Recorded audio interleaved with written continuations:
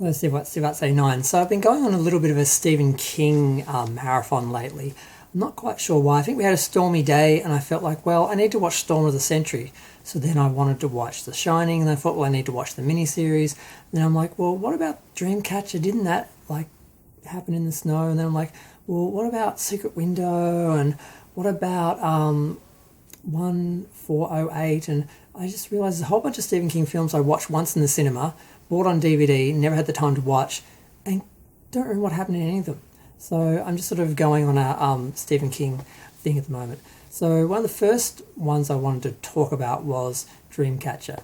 Now, Dreamcatcher, I have a very strong memory of going to see it in the cinema in 2003 with a friend of mine because she was a Stephen King fan. We were living together at the time. And I still have a Dreamcatcher that they were giving out Dreamcatchers at the opening night of the film. And I still have it hanging at my window. I basically have had it hanging for 19 years since the film premiered. And I couldn't remember the film.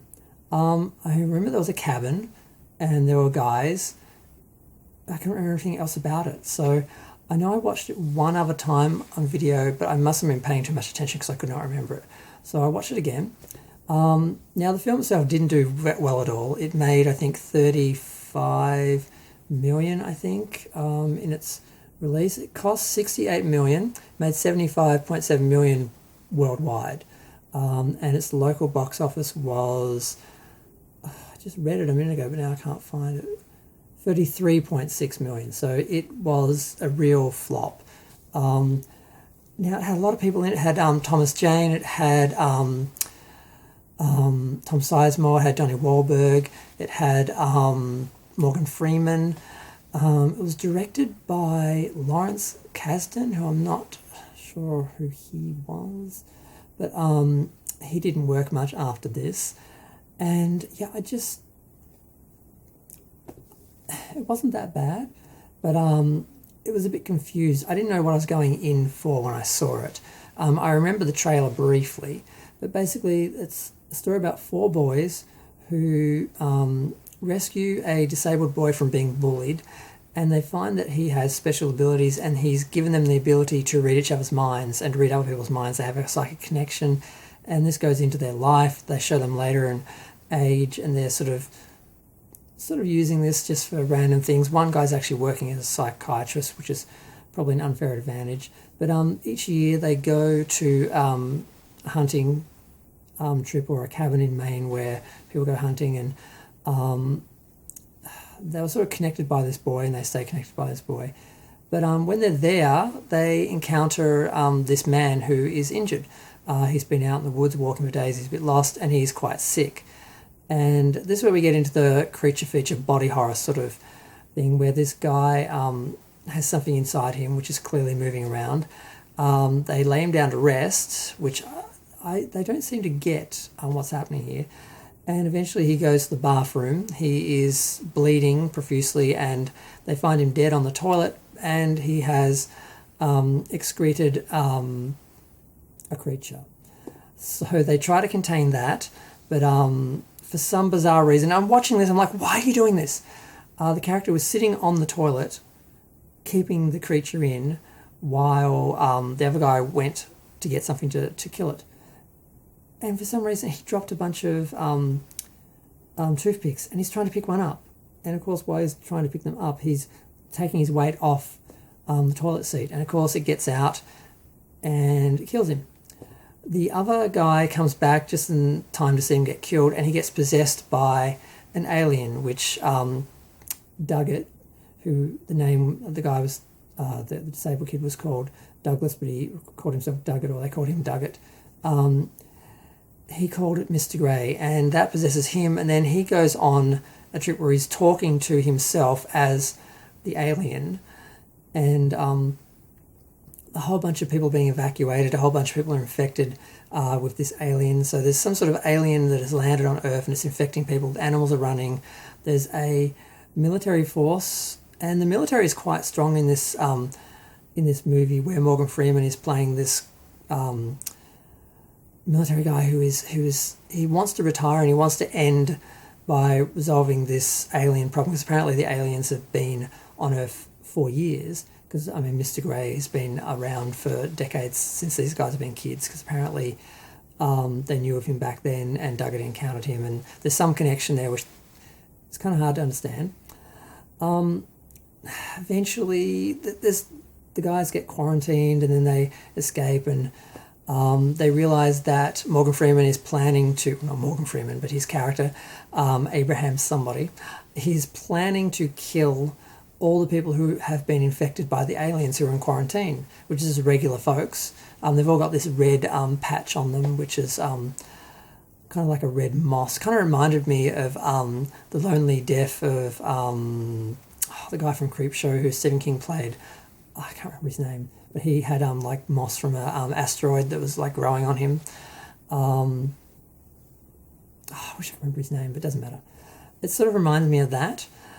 And eventually one of the 4 guys convinces this army guy to go over the head of Morgan Freeman's character, so he doesn't end up killing his people. So he ends up stealing a helicopter and trying to do it anyway, but they shoot him down. And there's a ship that's crashed, an alien ship that's crashed, and they're asking for help, and they attack that, and then that self-destructs and destroys most of the people.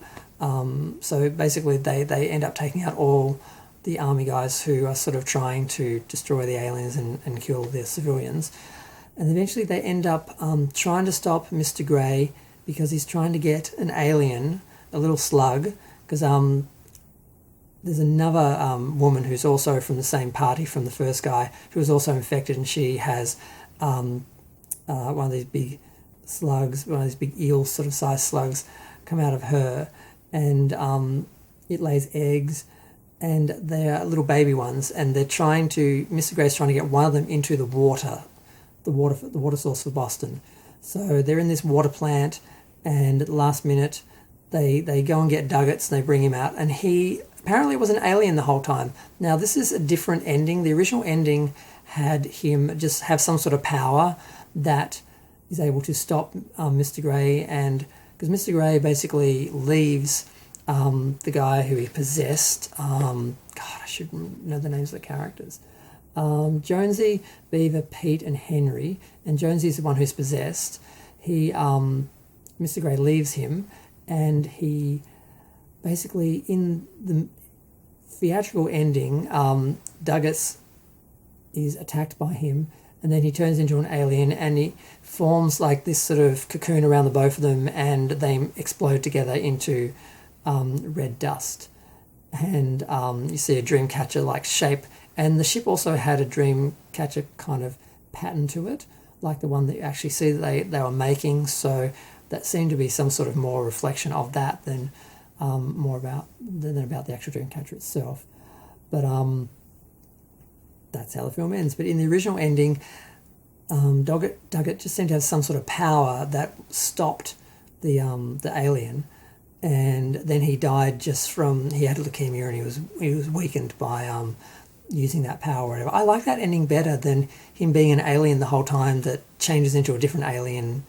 And so I like the original ending better. And they just go to his grave at the end of the film. That's the end of the film. Whereas the other film, they had them back at the surviving ones back in the cabin. So I didn't remember any of that. The first time I saw it, I couldn't remember anything about it. I know I watched it years later, and I remember there were some military guys or something. I couldn't remember it, and I'm like, I need to watch this film because I cannot remember it, and I don't know why. Was it good? I don't know. The military stuff was boring and tedious, and